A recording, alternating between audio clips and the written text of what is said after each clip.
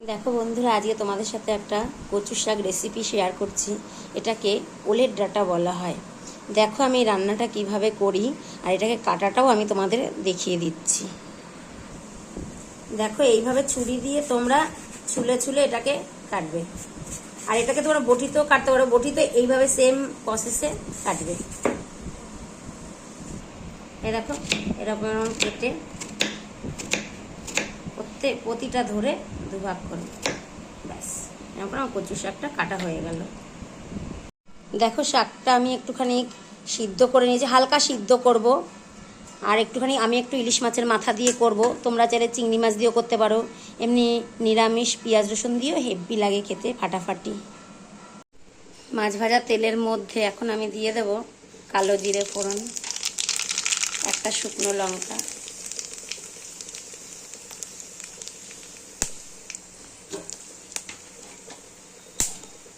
পেঁয়াজ কুচি,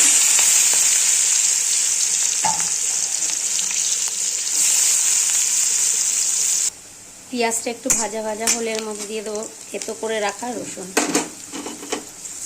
রসুনটা একটু ভাজা ভাজা হয়ে গেলে আমি শাকটা দিয়ে দেবো এর মধ্যে। এবারে আমি শাকটা দিয়ে দেবো এর মধ্যে।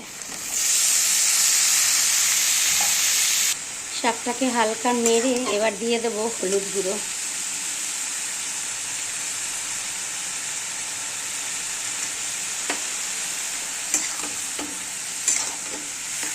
এই সময় গ্যাসের ফ্লেমটা একটু হাই রাখতে হবে। দিয়ে দেবো নুন স্বাদ মতো,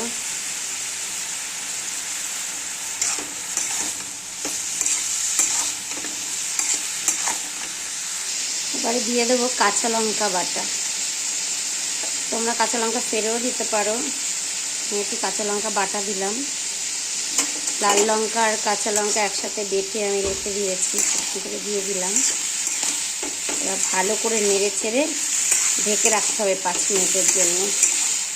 আর এর মধ্যে আমি মাছের মাথাটাও দিয়ে দেবো এখন। দেখো মাছের মাথাটা আমি এখন এর মধ্যে দিয়ে দেবো।